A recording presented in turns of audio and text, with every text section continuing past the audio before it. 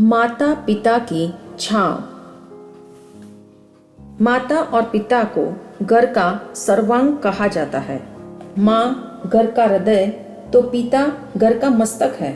जन्मदाता की महिमा आकाश की भांति असीम और धरती से अधिक विस्तृत है।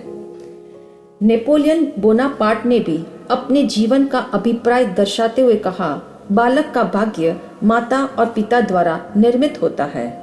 यकीनन माता व पिता के समान आत्मीय और पूजनीय संबंध इस दुनिया में दूसरा हो नहीं सकता, क्योंकि जन्म लेने से पूर्व ही माता पिता से संबंध जुड़ जाता है। वात्सल्य का धाम, प्रेरणा का तीर्थ, बलिदान की मूरत का त्रिवेणी संगम ही माता और पिता की शीतल छांव का परिचायक है। विशाल वृक्ष के साये में जैसे नन्हे पौधे बेफिक्री से झूमते हैं और हवा पानी पाकर बढ़ते जाते हैं, उसी तरह जिंदगी के संघर्षों की तीखी धूप से माता पिता का साया राहत देता है। माँ की सुखद गोद रूपी पाठशाला में सदाचार की नींव फौलादी बनती है और पिता का मजबूत कंधा संतान को शौर्य प्रदान करता है। माँ की ममता का वरदान ऐसा है कि जो मांगो वह दे, जब पुकारो शीघ्र आए, और अपना भान भूलकर भी रात दिन बच्चे की सेवा में लगी रहे। सचमुच माँ की गरिमा का कोई अंत नहीं। एक बार स्कूल के प्रिंसिपल ने छोटे बच्चों को पहाड़ों पर ले जाने का विचार बनाया। सर्दी का मौसम था, अतः उन्होंने सभी बच्चों से पूछा, ठंड बहुत है और पहाड़ों की सैर करनी है, तो ठंड से बचने के लिए तुम अपने घर से क्या लेकर आओगे? किसी ने कहा हम स्वेटर लाएंगे, तो किसी ने कहा जैकेट, किसी ने कहा हम मफलर लाएंगे, तो किसी बच्चे ने कहा हम गर्म टोपी ले आएंगे।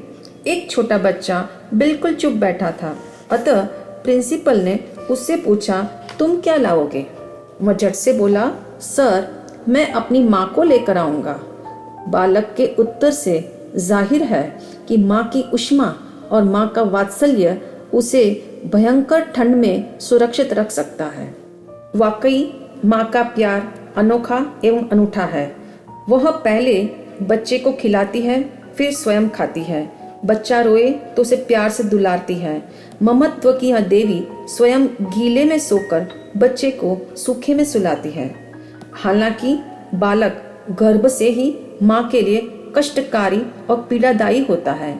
जन्म के समय भी माँ को कितनी असह्य वेदना होती है, फिर भी जन्म के पश्चात वह हर घड़ी बच्चे की सुरक्षा, सुविधा और सुख के लिए सजग रहती है।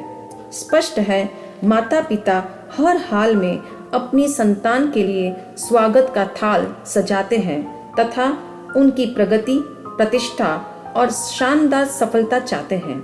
इसी कारण माता संतान की जीवन भूमि में शुभ संस्कारों के बीज बोती है, तो पिता उस अंकुरित बीजों का संरक्षण और संवर्धन करते हैं। कहते हैं, नन्हे नन्हे कोमल स्नेह के तिनकों से यह बना माता पिता का घोंसला संगमरमर के पत्थरों से निर्मित कीलों से भी अधिक सुंदर और सुरक्षित है। महाभारत में भी लिखा है, पृथ्वी से भारी माता है और आकाश से भी ऊंचे पिता है। एक बार स्वर्गलोक में विवाद छिड़ गया। प्रथम पूजनीय देव कौन है?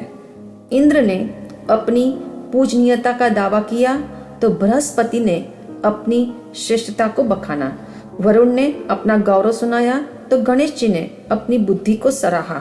इस तरह वाद ने विवाद का रूप ले लिया। आखिर विवाद को निपटाने हेतु ब्रह्मा ने तमाम देवों से कहा, तुम सब एक साथ यहाँ से चलो और पृथ्वी की 3 प्रदक्षिणा करके आओ।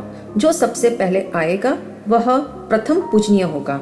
इंद्र ऐरावत पर चढ़कर दौड़ा तो सरस्वती हंस पर, वरुण मेंढे पर तो कार्तिकेय मयूर पर। यूं सभी देव अपने वाहन लेकर तेज गति से निकल पड़े।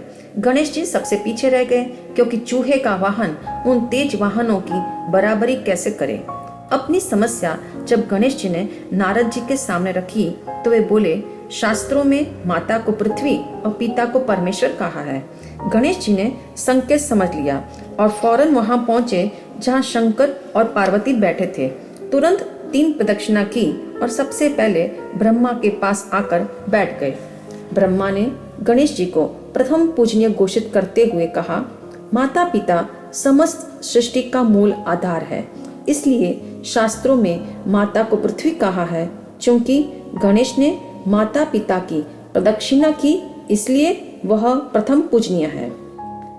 भारतीय संस्कृति में माता पिता को गौरवपूर्ण नजरिए से देखा जाता है। इतना ही नहीं, पूजनीय और श्रद्धास्पद भावना से उनका मूल्यांकन किया जाता है। यही कारण है भारत देश में 14 फरवरी के दिन मातृ पितृ भक्ति दिवस मनाया जाता है। उस दिन संतान द्वारा माता पिता के चरणों का प्रक्षालन किया जाता है। उन्हें तिलक लगाकर माला पहनाई जाती है। जब संतान अहोभाव से उनको साष्टांग नमस्कार करती है, तब संतान का अहोभावमयी स्वर मानो यूं उभरता है, न माया चाहिए न काया चाहिए, हमें तो बस आपका साया चाहिए।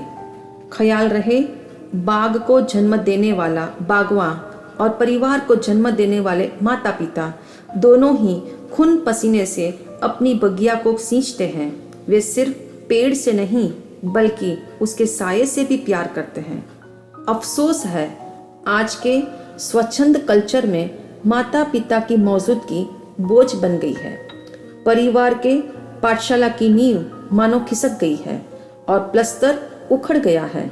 इतना ही नहीं, चारों ओर सीलन फैल जाने से न केवल व्यवहार बदला है बल्कि भाषा और गणित भी बदल गए हैं। जन्मदाता का मूल्य उनसे पूछो जिनके जीवन में माता पिता का साया उठ जाने से वे स्वयं को कितना अनाथ तथा अभागा महसूस करते हैं।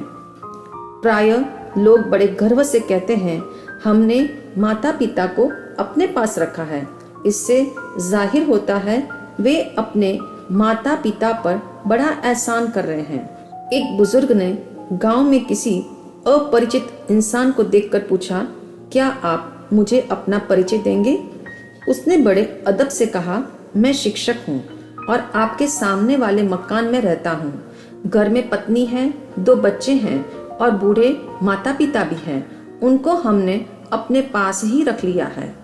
चंद दिनों बाद उसी बुजुर्ग ने गांव के दूसरे अजनबी से यही सवाल पूछा तो वह बोला, मैं यहाँ के पोस्ट ऑफिस का नया क्लर्क हूँ और आपके मकान के पीछे रहता हूँ। घर में मेरे माता पिता है, पत्नी और 2 बच्चे हैं। हम अपने माँ बाप की छत्र छाया में रहते हैं। स्पष्ट है, एक के लिए माता पिता बोझ है किंतु दूसरे के लिए छत्र है। कहना होगा, मानव जीवन दुनिया का सबसे बड़ा मंदिर है। माँ उस मंदिर की देवी है तो पिता उस मंदिर के देवता है। जो इन देवी और देवता की पूजा आराधना का अहोभाग्य खो देते हैं, उनके लिए खुश नसीबी के द्वार बहुत शीघ्र बंद हो जाते हैं।